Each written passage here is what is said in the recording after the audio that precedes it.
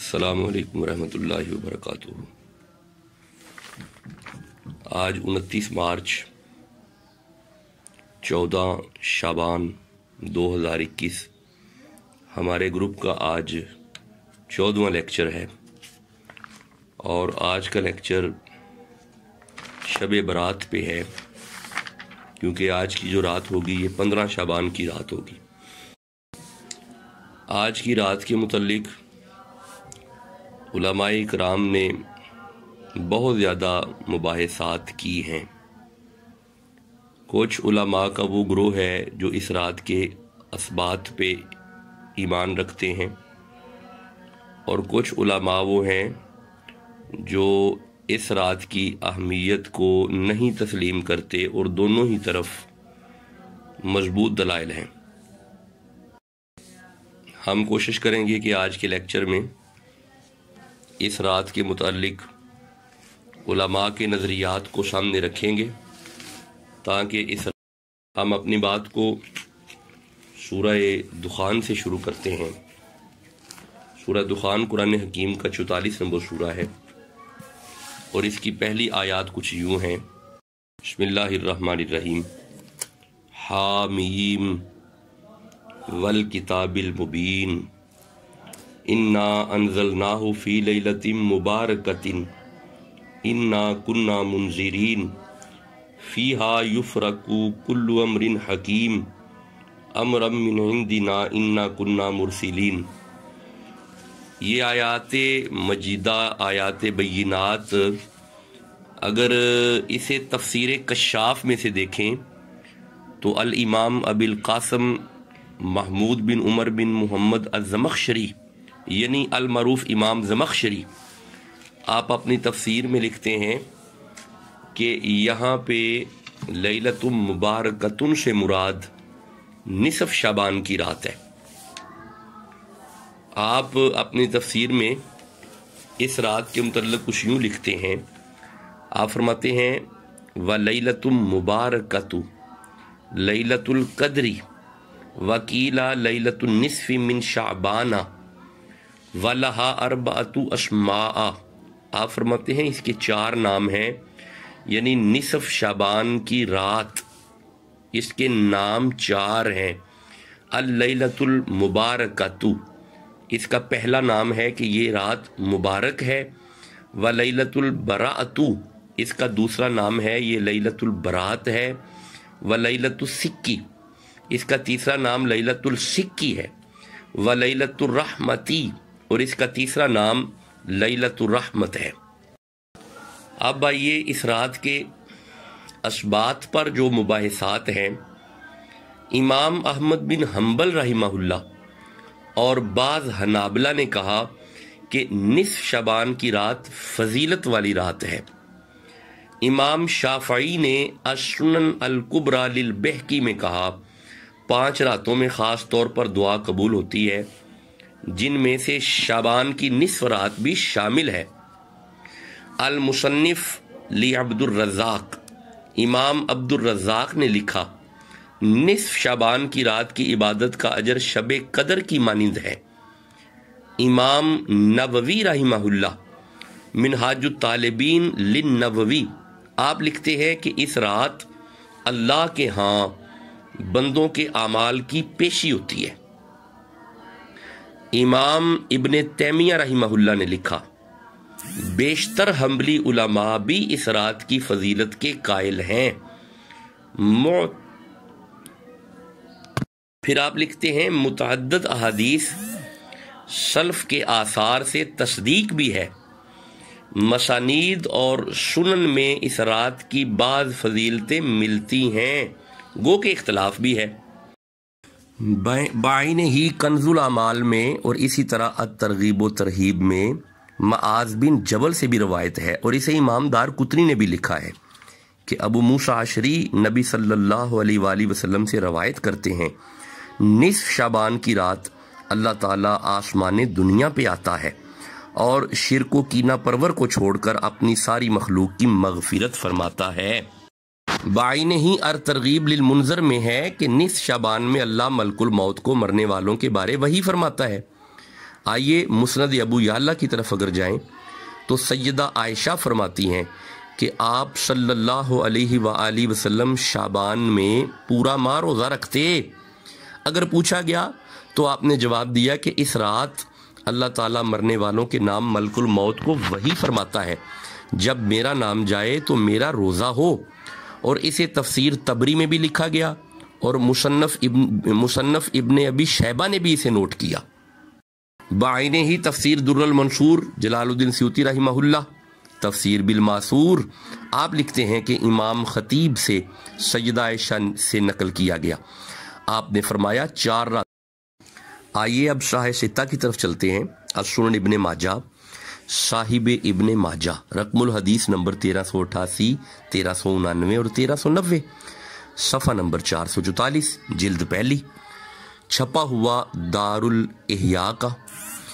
1388 number حدیث میں حضرت مولا علی شیر خدا راوی ہیں، نبی صلی اللہ علیہ وآلہ وسلم نے فرمایا اذا کانت لیلۃ النصف من شعبان، شعبان کی 15 آ جائے، یعنی آج کی رات 15 شعبان جب آ جائے، فقوموا لیلہا، تو اس میں قیام کرو، وصوموا نہارہا، اور پھر دن میں روزہ رکھو۔ وجہ یہ ہے کہ فإن اللہ ينزل فیہا لغروب الشمس الی السماء الدنیا، جیسے ہی اس رات میں سورج غروب ہو جائے آسمان دنیا، آسمان اول پہ اللہ اپنی شان کے مطابق تشریف لاتے ہیں۔ فیقولو، پھر یہ ایک آواز دیتے ہیں، الا من مستغفر لی فاغفر لہ، کوئی ہے معافی طلب کرنے والا، میں معاف کرنا چاہتا ہوں۔ الا مسترزق فارزقہ، کوئی ہے رزق کا طلبگار، میں اسے رزق دینا چاہتا ہوں۔ یہ 2 آوازیں آتی ہیں، پھر تیسری آواز آتی ہے الا مبتلن فاعافیۃ، کوئی ہے مصیبت زدہ، میں اسے مصیبت سے آزاد کروں۔ الا قضا الا قضا، اسی طرح یہ آوازیں آتی رہتی ہیں حتی یطلع الفجر، یہاں تک کہ فجر ہو جاتی ہے۔ آئیے اگلی حدیث کی طرف چلتے ہیں۔ سیدہ عائشہ صدیقہ رضی اللہ تعالی عنہا فرماتی ہیں نبی صلی اللہ علیہ وآلہ وسلم نے فرمایا ان اللہ تعالی ینزل لیلۃ النصف من شعبان الی السماء الدنیا، 15 شعبان کی رات آسمان دنیا پہ اللہ تشریف فرما ہوتا ہے۔ فَيَغْفِرُ لِأَقْصَارَ مِنْ عَدَدِ شَعَارِ غَنَمِ قَلْبِ، بنی کلب کی بکریوں کے بالوں سے زیادہ لوگوں کی بخشش ہوتی ہے اس رات میں۔ تو یہ 2 یا 3 احادیث 1390، 1399 اور 1388 نمبر حدیث یہ السنن ابن ماجہ شریف میں موجود ہیں۔ اب آئیے کچھ علماء محدثین اس حدیث کو ضعیف قرار دیتے ہیں اور اس رات کی اہمیت کو واضح نہ ہونے پر فوکس کرتے ہیں۔ سوال پیدا ہوتا ہے یہ ضعیف حدیث کیا ہے؟ ایک سادے شخص کو جب یہ کہا جائے کہ یہ حدیث ضعیف ہے تو اس کے ذہن میں تصور پیدا ہوتا ہے شاید یہ حدیث ہی نہیں ہے۔ تو آئیے اگر ترک روایت کے تعداد کے لحاظ سے حدیث کی تقسیم کو دیکھا جائے تو 2 طرح کی حدیث ہوتی ہے، ایک ہوتی ہے خبر تواتر جسے متواتر بھی کہا جاتا ہے، اور ایک ہوتی ہے خبر آحاد جسے خبر واحد کہا جاتا ہے۔ خبر تواتر سے مراد تسلسل سے روایت شدہ بغیر کسی انقطاع کے، ایسی حدیث کو کہتے ہیں خبر تواتر۔ خبر الاحاد خبر تواتر کے علاوہ تمام روایات خبر آحاد کہلاتی ہیں۔ اس سے مراد ہے کہ جسے کسی ایک شخص نے روایت کیا ہو، جبکہ خبر تواتر کو زیادہ اور کثیر تعداد میں لوگوں نے روایت کیا ہوتا ہے جن کا جھوٹ پر اتفاق نہیں ہوتا۔ اور آپ جانتے ہیں، اہل علم جانتے ہیں کہ تواتر لفظی بھی ہو سکتی ہے اور تواتر معنوی بھی ہو سکتی ہے، اور خبر آحاد میں خبر واحد مشہور بھی ہو سکتی ہے، خبر واحد عزیز بھی ہو سکتی ہے، اور خبر واحد غریب بھی ہو سکتی ہے۔ علماء محدثین جانتے ہیں کہ خبر واحد مشہور سے مراد ہر طبقہ میں کم از کم 3 یا 3 سے زیادہ راوی ہوتے ہیں۔ خبر واحد عزیز میں ہر طبقہ میں کم از کم 2 یا 2 سے زیادہ راوی ہوتے ہیں، اور خبر واحد غریب میں ہر طبقہ میں کم از کم ایک راوی کا ہونا ضروری ہے۔ یہ ہے ترک روایت کے اعتبار سے حدیث کی تقسیم، بڑا مختصر جائزہ میں آپ کے سامنے رکھ رہا ہوں۔ اب آئیے قبولیت کے اعتبار سے اور عدم قبولیت کے اعتبار سے حدیث کی تقسیم کیا ہے۔ دیکھیں، قابل قبول حدیث دو طرح کی ہو سکتی ہے، یا صحیح ہے یا حسن ہے۔ اب علماء جانتے ہیں کہ صحیح میں صحیح لذات ہی ہے اور لغیر ہی ہے، اسی طرح حسن میں حسن لذات ہی ہے اور لغیر ہی ہے۔ اور ناقابل قبول حدیثوں میں ایک تو ضعیف ہے اور دوسری موضوع ہے۔ صحیح کی طرف اگر جائیں، جب محدثین یہ کہیں کہ صحیح الاسناد ہے تو اس سے مراد یہ ہے کہ 3 شرطیں اس پہ پوری آ رہی ہیں، یعنی راوی عادل ہے، راوی ضابط ہے اور سند متصل ہے، مگر شذوذ اور عدم علت ثابت نہیں ہے۔ جب یہ کہا جائے ھذا حدیث صحیح تو 5 شرطیں اس میں پوری ہیں، مثلا راوی عادل ہے، راوی ضابط ہے، سند متصل ہے، شاذ نہیں ہے اور معلل نہیں ہے، ایسی حدیث صحیح ہوگی۔ اور صحیح لذات ہی بھی وہی ہوگی جس میں 5 شرطیں پوری ہیں۔ صحیح لغیر ہی وہ حدیث ہوتی ہے کہ جس میں صرف راوی کے حافظے میں کمزوری ہے، سند میں انقطاع نہیں ہے، صرف حافظہ کمزور ہے۔ اب آئیے حسن لذات ہی کی طرف۔ علامہ ابن حجر لکھتے ہیں کہ ایسی روایت جس کے راوی عادل ضابط ہوں، سند متصل ہو، حدیث معلل یا شاذ نہ ہو تو الصحیح لذات ہی کہلاتی ہے، اور اگر راوی کا ضبط ضعیف ہو تو اسے حسن لذات ہی کہتے ہیں۔ پھر وہی بات آ گئی نا، صرف راوی۔ حسن لغیر ہی کا جہاں تک تعلق ہے تو 2 شرطیں اس میں ہوتی ہیں، ایک سے زیادہ اسناد سے ثابت ہو، روایت کے ضعف کا سبب اختلاط ضبط یا سند میں انقطاع یا راویوں کی جہالت کے متعلق ہو، تو ایسی حدیث حسن لغیر ہی کہلاتی ہے۔ ضعیف حدیث کی طرف اگر آپ جائیں، وہ حدیث جس میں صحیح اور حسن کی صفات نہ ہو، ڈیفینیٹلی وہ ضعیف ہے۔ کسی بھی حدیث کے ضعیف قرار دینے میں 2 ہی امور ہیں، راوی میں عیب ہوگا یا سند میں عیب ہوگا۔ اگر سند میں عیب ہو تو اس کی مزید قسمیں یوں ہیں، یا وہ منقطع ہوگی، یعنی اس میں کوئی ایک راوی سکپ ہے، حذف ہے، جیسا کہ کوئی تبع تابعی صحابی سے روایت کرے، یہ منقطع کہلاتی ہے۔ اچھا، معدل وہ ہوگی سند میں 2 راوی سکپ ہوں گے، یعنی حذف ہوں گے۔ اور مرسل وہ کہلاتی ہے کہ کسی تابعی کا نبی کے قول، فعل یا تقریر کو بیان کرنا۔ اور معلق وہ حدیث ہے کہ ایک یا ایک سے زیادہ راوی ابتدا سند یا آخر سند میں حذف ہو، یعنی ضعیف حدیث وہ ہوتی ہے جس میں کوئی راوی حذف ہو، حدیث میں شک نہیں ہوتا۔ میں دوبارہ عرض کر رہا ہوں، میں نے آپ کے سامنے ضعیف حدیث کی تعریف بھی رکھی ہے اور اس کی قسمیں بھی رکھی ہیں جو علم اصول حدیث میں علماء محدثین نے بیان کیا ہے۔ ضعیف حدیث میں راوی حذف ہوتا ہے، حدیث میں مسئلہ نہیں ہوتا۔ اسی لیے حافظ ابن حزم رحمہ اللہ ضعیف حدیث کی حجیت کو بیان کرتے ہوئے لکھتے ہیں کہ امام ابو حنیفہ کے تمام شاگرد اس پر متفق ہیں کہ ابو حنیفہ کا طریقہ یہی تھا کہ آپ ضعیف حدیث کو قیاس پر ترجیح دیتے تھے۔ اور پھر حافظ ابن قیم حنبلی رحمہ اللہ بھی یہی لکھتے ہیں کہ ضعیف اور آثار صحابہ کو قیاس پر مقدم کرنا امام ابو حنیفہ اور امام احمد دونوں کا فیصلہ ہے۔ امام نووی اور ابن اصلاح کے مطابق ان کے نزدیک ضعیف حدیث کو فضائل اعمال، ترغیب و ترہیب، قصص و مغازی وغیرہ میں دلیل بنایا جا سکتا ہے، بشرطیہ کہ موضوع نہ ہو۔ اسی طرح علامہ قاسمی نے امام سیوطی رحمہ اللہ وغیرہ کا نقل کیا کہ جن کے نزدیک ضعیف روایت پر عمل کرنا مطلقاً جائز ہے۔ محمد زاہد کوثری نے اپنی کتاب مقالات کوثری کے صفحہ نمبر 45 پہ لکھا کہ ضعیف روایت کو مطلقاً لینے پر ترجیح دینا چاہیے۔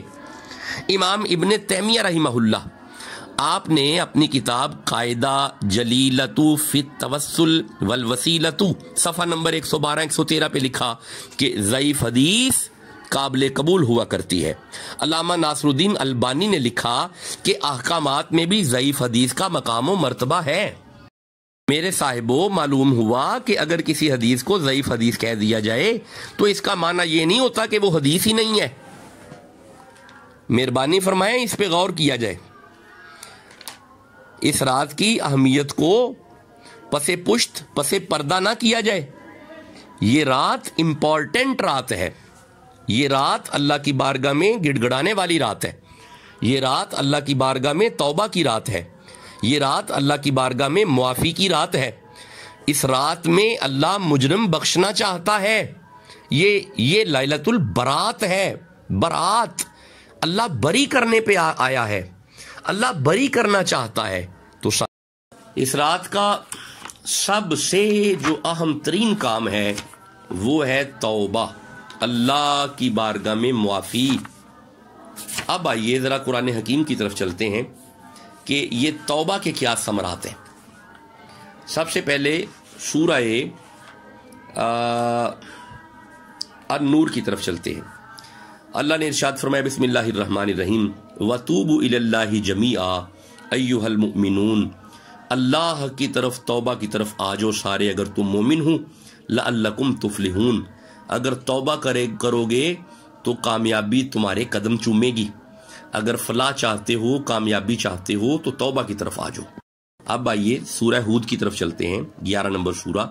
ارشاد ہوا وَاسْتَغْفِرُوا رَبَّكُمْ ثُمَّ تُوبُوا إِلَيْهِ، استغفار کرو اپنے رب سے اور توبہ کرو، ان ربی رحیم ودود، توبہ کرنے والے کے لیے اللہ رحیم بھی ہوگا، ودود بھی ہوگا۔ اب آئیے سورہ ہود کی طرف پھر چلتے ہیں۔ ارشاد ہوا وَأَنِ اسْتَغْفِرُوا رَبَّكُمْ ثُمَّ تُوبُوا إِلَيْهِ، معافی مانگو اپنے رب سے اور توبہ کرو، یَمَتِّعْکُمْ مَتَاعًا حَسَنًا، اگر زندگی میں لطف چاہتے ہو۔ معلوم ہوا توبہ کرنے سے زندگی میں لطف آ جائے گا، توبہ کرنے سے اللہ رحیم ہوتا ہے، توبہ کرنے سے اللہ ودود ہوتے ہیں، توبہ کرنے سے فلاح اور کامیابی آپ کے قدم چومتی ہے۔ آئیے سورہ ہود کی طرف پھر چلتے ہیں۔ وَيَا قَوْمِ اسْتَغْفِرُوا رَبَّكُمْ ثُمَّ تُوبُوا إِلَيْهِ يُرْسِلِ السَّمَاءَ عَلَيْكُمْ مِدْرَارًا، توبہ کرنے سے آسمانوں سے رحمت کی بارش آتی ہے۔ وَيَزِدْكُمْ قُوَّةً، توبہ کرنے سے قوت میں اضافہ ہوتا ہے، بیماریاں دور ہوتی ہیں۔ اب آئیے پھر چلتے ہیں سورہ فرقان کی طرف۔ مولا توبہ کا ثمر کیا ہے؟ اللہ نے فرمایا وَمَن تَابَ وَآمَنَ وَعَمِلَ عَمَلًا صَالِحًا فَأُولَٰئِکَ یُبَدِّلُ اللَّهُ سَیِّئَاتِہِمْ حَسَنَات، اللہ فرماتے ہیں جس نے سچی توبہ کی، پھر ایمان پہ قائم رہا، پھر اعمال صالح نہیں چھوڑے، اللہ فرماتا ہے فَأُولَٰئِکَ یُبَدِّلُ اللَّهُ سَیِّئَاتِہِمْ حَسَنَات، ہم اس کے پچھلے گناہوں کو نیکیوں میں بدل دیں گے۔ وَقَانَ اللَّهُ غَفُورٌ رَحِیمًا، اور پھر توبہ کرنے کے لیے اللہ غفور بھی ہوگا، رحیم بھی ہوگا۔ اب آئیے اپنے کریم اللہ سے پوچھتے ہیں، ہمارا کریم اللہ ہمیں بتائیے ہم نے توبہ کیسے کرنی ہے؟ تو پھر سورہ نساء میں ارشاد ہوا، اللہ فرمایا بسم اللہ الرحمن الرحیم وما ارسلنا من رسول الا لیطاع باذن اللہ، ہم نے رسول اس لیے بھیجے تاکہ تم ان کی اطاعت کرو۔ ولو انہم اذ ظلموا انفسہم جاؤک، اگر توبہ کرنی ہے، گناہ ہو گئے، گناہوں میں پھنس گئے، توبہ کرنی ہے تو میرے مصطفیٰ کی طرف رجوع کرو، میرے حبیب کی طرف رجوع کرو، نبی معظم کی طرف آ جاؤ۔ مولا تو پھر توبہ کا طریقہ کیا ہوگا؟ فرمایا میرے رسول کے قدموں میں آ کے کہو فاستغفر اللہ، اللہ ہمیں معاف فرما، تو پھر اللہ تو معاف کر دے گا۔ فرمایا آگے پڑھو واستغفر لہم الرسول، تو پھر میرے رسول نے اگر کہا نا اسے معاف کر دے، لوجد اللہ تواب الرحیما، تو پھر میں توبہ کو قبول کرنے میں دیر نہیں کروں گا۔ میرے صاحبو، معلوم ہوا کہ ہماری توبہ کا طریقہ یہ ہے کہ ہم نفل پڑھیں اور نبی معظم پہ درود بھیجیں، اور اپنی توبہ کے لیے نبی صلی اللہ علیہ وآلہ وسلم کو وسیلہ بنائیں۔ نبی صلی اللہ علیہ وآلہ وسلم کو وسیلہ بنانے سے اللہ آپ کے صغیرہ اور کبیرہ گناہوں کو معاف کرتا ہے۔